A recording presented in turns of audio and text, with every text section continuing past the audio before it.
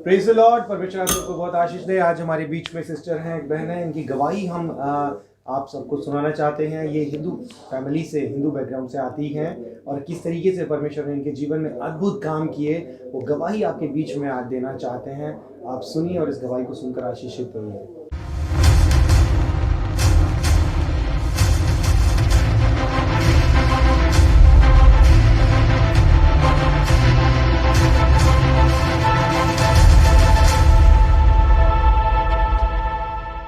जी sister जी।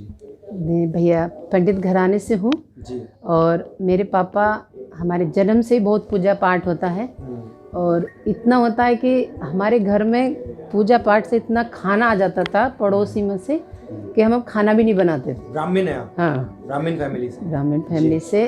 और जब त्योहार होते थे तो खाना बनाने की हमें ज़रूरत नहीं पड़ती थी।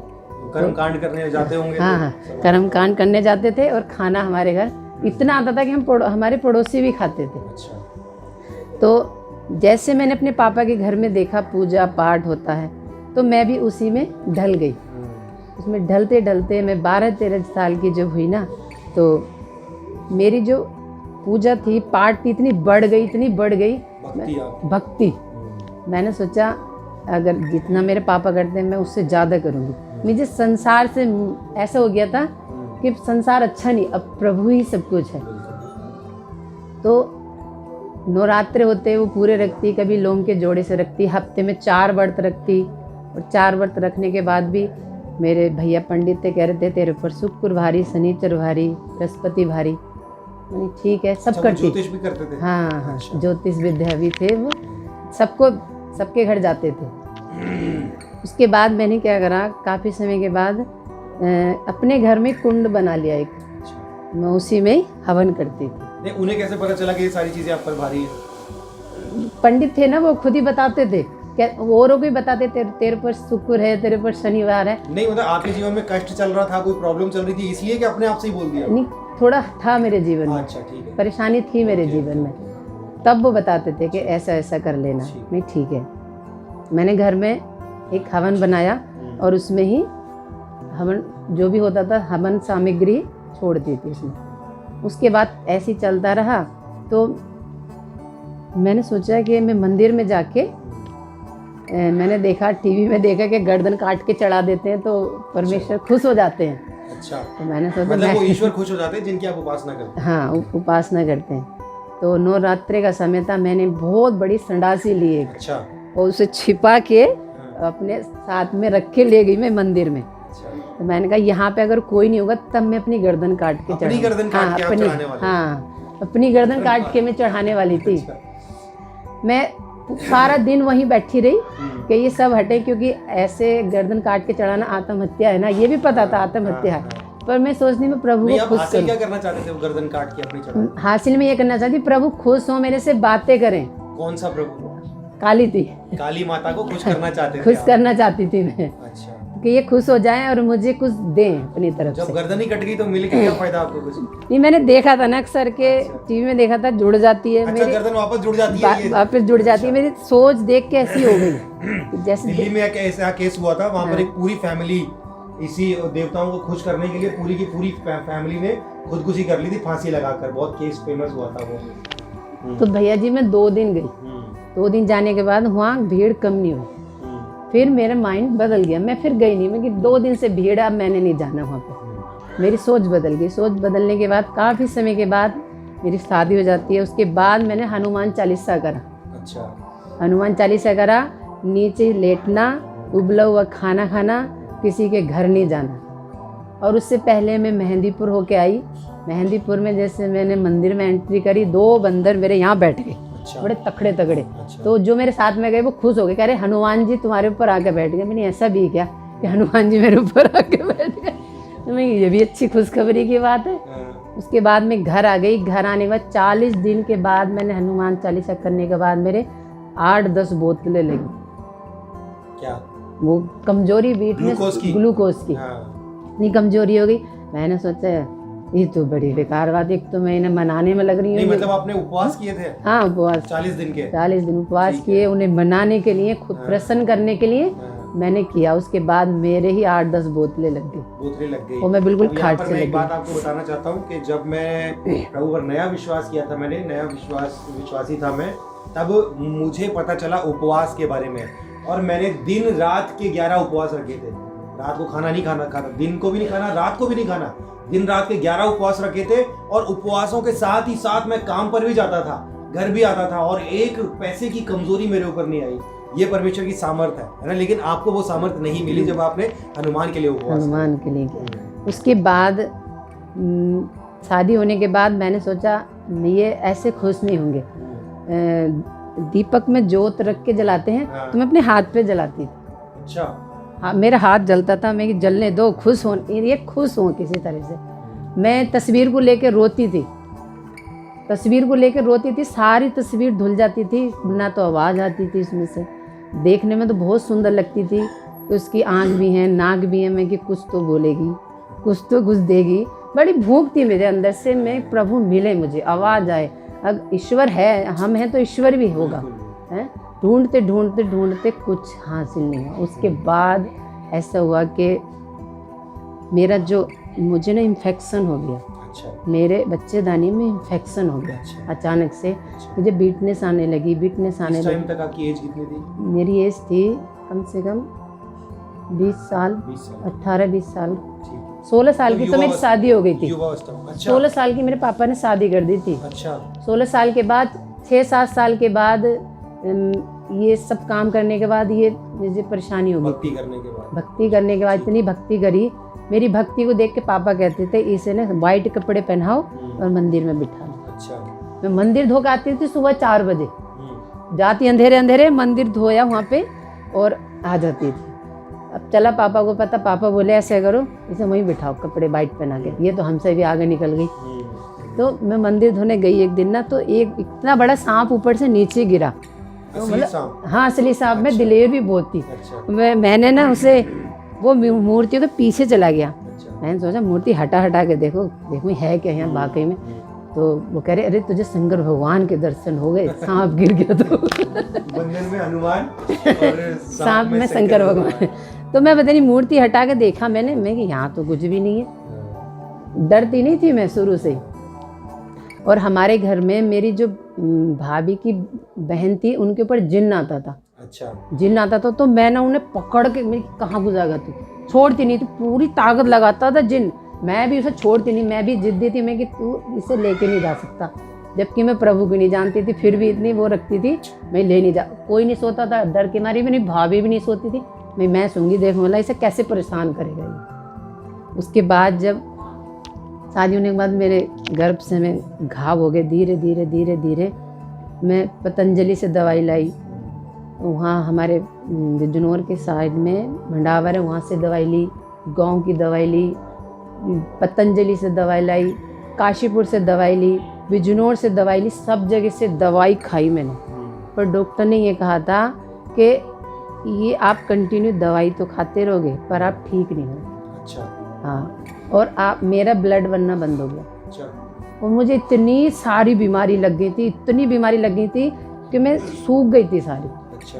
डॉक्टर कहता था किस चीज़ की दवाई दे मैं हम तुम्हें। अब डॉक्टर गोली तो दे सकता है ना, इस हम बता रहे हैं इसकी ये गोली, इसकी ये गोली। इतना बड़ा बैग मेरा पूरा फुल दवाइयों से। एक घंटे के बाद दुनिया खाती थी खाना, मैं खाती थी दवाई। और मेरी कंडीशन इतनी ख़राब हो गई थी कि मुझसे चलना भारी हो गया था। इन सारी दवाई खा के। और मेरे बच्चे छोटे थे, मुझसे 5 मिनट नहीं बैठा जाता था कि मैं अपने बच्चों को खाना बना के भी खिला दूँ। मैं अंदर से रोती थी, मैं कि बताओ मेरे बच्चे छोटे, कौन करके खिला देंगे। ऐसे चलता रहा। और जब डॉक्टर ने कहा कि अगर हम आपका ऑपरेशन भी करेंगे ना, तो पहले आपके ब्लड चढ़ेगा और उसके बाद ऑपरेशन होगा, उसकी भी हम गारंटी नहीं लेंगे। तो मुझे मुल्ले के पास लेके गए, पंडित और भी हमसे बड़े पंडित थे, उनके पास लेके गए। यहाँ चैती के लिए प्रसाद बोल दिया, जहार दीवान का प्रसाद बोल दिया। नहीं, जितने भी मुल्ला मौलवी पंडित जितने भगवान थे सबके पास लेके गए। ऐसा कोई नहीं छोड़ा जहाँ लेके नहीं गए। पर उधर से मुझे कुछ नहीं मिल रहा था। मेरी सेहत और ज़्यादा और डाउन। मैंने इतनी भक्ति करी, इतनी श्रद्धा से करी, ईश्वर होगा, मुझे कुछ नहीं मिल रहा। यहाँ तक कि गर्दन भी काटने को तैयार। गर्दन भी काटने को तैयार, हाथ पे बत्ती भी जलाने को तैयार, हाथ जल रहा, फिर भी कुछ नहीं मिल रहा। तो उसके बाद क्या हुआ कि मैंने बोल दिया बच्चों के पापा से, मेरे पापा के घर छोड़िया, क्योंकि मैं बेड पर रहती थी हर समय, दीवारों को पकड़ पकड़ के मैं वॉशरूम जाती थी, ये कंडीशन हो गई थी।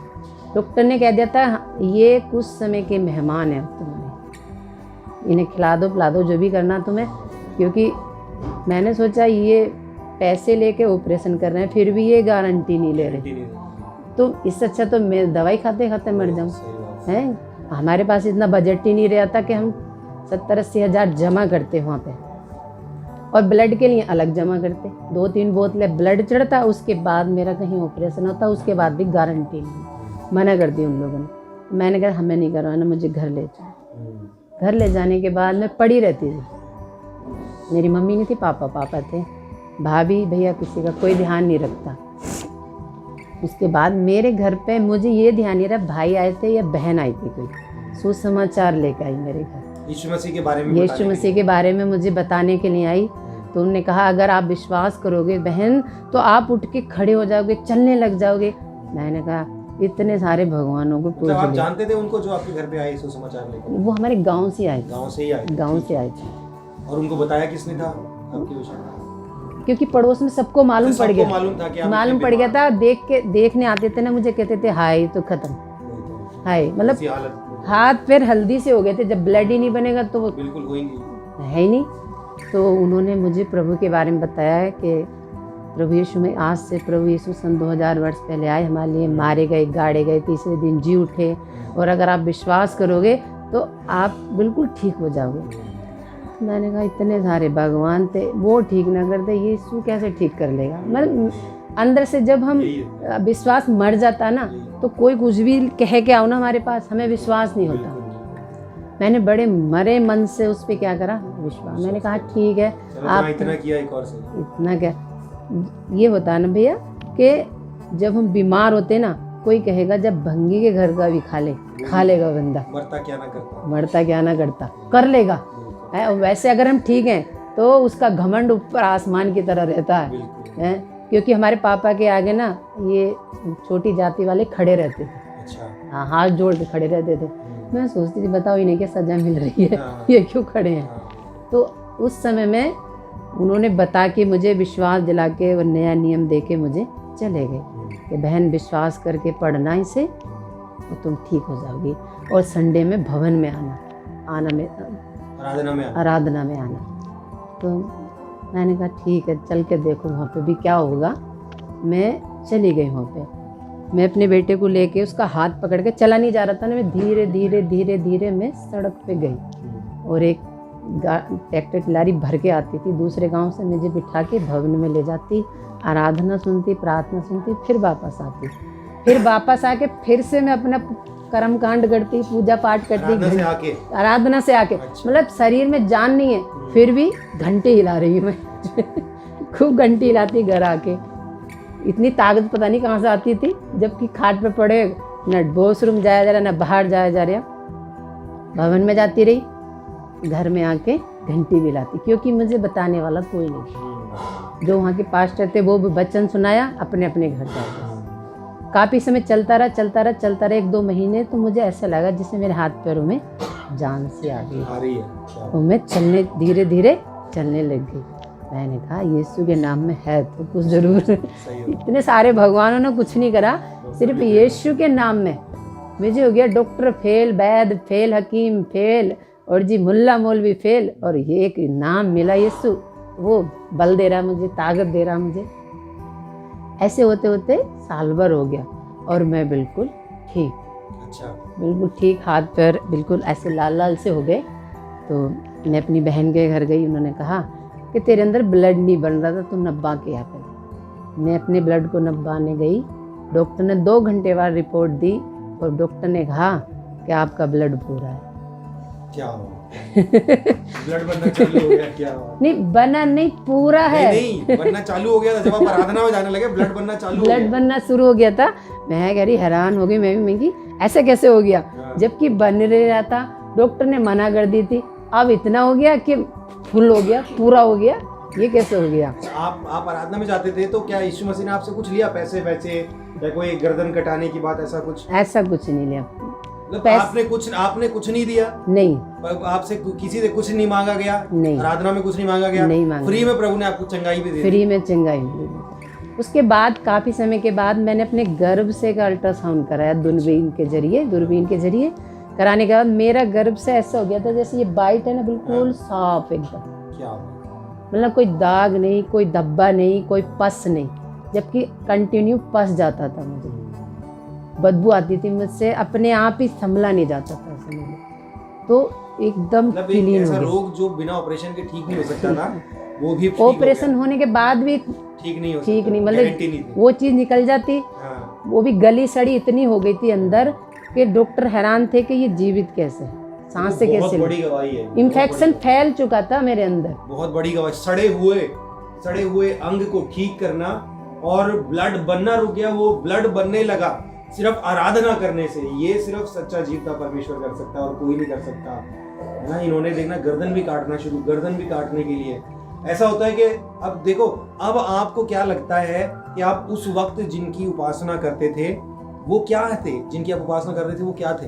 वो तो मुर्दा थे, उनमें तो सांस ही नहीं थी, आंखें थी देख नहीं सकते थे, मुंह था बोल नहीं सकते थे, कान था सुन नहीं सकते, पैर थे चल नहीं सकते, हम ही उठा कर रखते थे उन्हें, तो उठा कर रख दो उन्हीं के वहीं पे। वो तो उनकी हालत तो ये थी और अब भी वही हालत है, उठा के ले जाते हैं हम लोग उन्हें। इंसानों के परमेश्वर ने जो सृष्टिकर्ता परमेश्वर है ना, उसने हम इंसानों को बनाया और हम अपने हाथों से उस ईश्वर को बनाते हैं, अपने हाथों से बना के कहते हैं कि जी ये ईश्वर है, ठीक है ना। तो इस तरह से परमेश्वर ने मुझे आशीष दी, और जब आशीष दी तो ऐसी लगन दी मुझे कि मैं जहाँ भी कहीं गई, जैसे वो सामरी स्त्री को कहा ना, तो मैं कहती देखो मुझे ठीक कर दिया प्रभु ने, मेरा ब्लड पूरा कर दिया। मगर मेरे अंदर इतनी ऐसा था कि मैं किसे बताऊं जाके, मैं पकड़ के कहती भैया मेरी गवाही सुनो, मैं ठीक हो गई, मैं बिल्कुल अच्छी हो गई, मेरा ब्लड बनना शुरू हो गया, मेरा गर्भ से ठीक हो गया। और लाखों बीमारी थी मुझे, एक थोड़ी, इतनी सारी दवाई एक बार में खाती थी मैं। इसके डॉक्टर कह रहा हमारे पास दवाई नहीं, जब भाग ले, मना कर दे रहा डॉक्टर का, किस चीज़ की दवाई दे मैं तुझे। तो फिर उसके बाद कोई दवाई नहीं, सारी दवाई मेरी ऐसी रखी रहेगी। परमेश्वर ने सारी दवाई से मुझे छुटकारा दिया। अब कितना टाइम हो गया आज आपको प्रभु में? ये जो कि 13 साल में परमेश्वर ने इतने चमत्कार किए कि अनलिमिटेड, जहाँ गई चमत्कार, जहाँ गए चमत्कार। ये तो हम सबके साथ ही है। जिनको जो प्रभु यीशु मसीह को जानते हैं उनकी गवाहियाँ इतनी बनती है ना, वो गवाहियाँ सुनाते ही 10 दिन निकल जाए। खुद मेरे जीवन में भी इतनी गवाहियाँ हैं कि अगर मैं सुनाने लगूं तो पता नहीं कितना टाइम निकल जाए। वही सिस्टर के साथ है। तो ये फर्क है एक सच्चे परमेश्वर की उपासना करने में और हाथ के बनाए हुए ईश्वर की उपासना करने में, है ना। एक जीवती गवाही हमारे बीच में है, इतनी जबरदस्त गवाही, इतनी जबरदस्त हीलिंग परमेश्वर ने इनके जीवन में की है। और आज सिस्टर की कंडीशन से जितने भी लोग गुजर रहे हैं, जिनकी कंडीशन ऐसी ही है जैसी इनकी थी, तो आपके लिए भी यही संदेश है कि आपको भी प्रभु अच्छा कर सकता है। आप उस पर विश्वास कीजिए, ठीक है। यीशु मसीह के नाम पर विश्वास करके आप उससे प्रार्थना कीजिए, वो आपकी प्रार्थनाओं को सुनेगा। और आपको कहीं जाने की जरूरत नहीं है, आपको कोई कर्मकांड करने की जरूरत नहीं है। जहां पर हो, जिस जगह पर हो, वहीं पर अपना सारे मन से, अपनी सारी शक्ति से बोलिए, प्रभु यीशु मसीह, मैं अपना जीवन आपको देता हूँ, मैं अपनी जीवन आपको देती हूँ। मुझे मेरी परेशानियों से बाहर निकालिए, मुझे मेरी बीमारियों से बाहर निकालिए। और 101% गारंटी मैं अपने मेरे जीवन के तजुर्बे से और मैं अपने आप से, मेरी तरफ से आपको गारंटी दे सकता हूँ, 101% आपको जवाब मिलेगा और आपका जीवन बदल जाएगा। और भैया खुद मेरे सामने जॉब चल के आई। अच्छा, सिक्योरिटी की जॉब खुद चल के आई, क्योंकि प्रभु को पता था अभी इसके अंदर थोड़ी सी वीकनेस है और आराम की जॉब चाहिए। तो खुद बड़ा डॉक्टर काम मिलेगा। तो परमेश्वर ने खुद मेरे पास किसी को भेजा, आपको सिक्योरिटी की जॉब तो नहीं मिली, हाँ जॉब तो करनी है। अच्छा। तो तब से मैं एक क्लास भी पास नहीं, एक क्लास भी मैंने पास नहीं करी भैया। और परमेश्वर ने वचन ऐसा वो बुलवाता जैसे कि अंदर छपा हुआ है। हाँ, और सिक्योरिटी की जॉब दे दी, जैसे पढ़े लिखों को नहीं मिल रही, मुझे अनपढ़ को मिल गई। अच्छा, आपने ये बात बोली तब जाके मुझे पता चला, वरना मुझे ऐसा यकीन नहीं आता। पढ़े लिखे हो आप, अच्छे खासे पढ़े लिखे हो आप। नहीं भैया, देखने में लगती हूँ पर मैं हूँ नहीं। पर मैं अंग्रेजी पढ़ लेती हूँ, संस्कृत पढ़ लेती हूँ, बाइबल पढ़ लेती हूँ, धड़ाधड़ बिना पढ़ती हूँ, स्कूल जाए बिना स्कूल जाए। लगन थी ना मुझे। देखो परमेश्वर ही कर सकता है ये काम, सृष्टि में और कोई नहीं कर सकता है, मैं कह रहा हूँ। हाँ, उसके बाद मुझे जॉब मिल गई। जॉब मिलने के बाद मेरे पापा बोले, क्योंकि मैं मैके में रहती हूँ, अच्छा। पापा बोले ऐसे कर बेटा, भैया भाभी किसी के नहीं होते, अपने अलग काम, तो अपने रूम ले लो। हाँ, तो भैया मेरे पास कुछ नहीं था, अच्छा। एक बर्तन भी नहीं था, एक दड़ी भी नहीं थी मेरे अच्छा। पास। तब मैंने मांगा नहीं कुछ भी, मुझे मांगने की ज़रूरत ही नहीं पड़ी। मैं अपने उठा के 2-4 कपड़े और मेरे भाई ने 2-4 1-2 बर्तन दे के, दाल दे के, जा भैया तो जा अपने घर जहाँ तू रहना चाह रही। उसके बाद दड़ी भी आ गई, गैस चूल्हा भी आ गया, पंखा भी लग गया, और मैं नीचे बिछा के चटाई दड़ी नीचे सोती थी। 12 घंटे की जॉब करती, उसके बाद शाम को सुसमाचार लेके जाती। क्या हुआ? और रात में पंखा झलती। जब मुझे फैन नहीं मिला था ना, तो नीचे चींटे आते, मेरा बेटा नीचे सोता, मैं उसे भगाने में लगती, उसकी हवा करती रहती थी। और शाम को इकट्ठा करती, बैठो यहाँ को, मेरे साथ प्रार्थना करो। जिस घर में गई मैं, ड्रिंक करते थे, मारते थे, मैंने कि विश्वास करो ये सब चला जाएगा आपका, पर मेरे साथ प्रार्थना करो बैठ के। आज वही भाभी भैया बिना ड्रिंक के इतने प्यार से रहते हैं, घर में आनंद से रहते हैं। जहाँ जहाँ मैं गई वहाँ चमत्कार ही करा परमेश्वर। देखो, एक तो इनको आशीष दी, ठीक है, और सिर्फ इनको आशीष नहीं दी, इनको आशीष का मूल बनाया। पहले इन्होंने खुद आशीष पाई, अब इनके द्वारा लोग आशीष पाते हैं, ठीक है। तो देखिए कितनी अद्भुत गवाही है, और परमेश्वर आपको इस गवाही के द्वारा बहुत आशीष दे।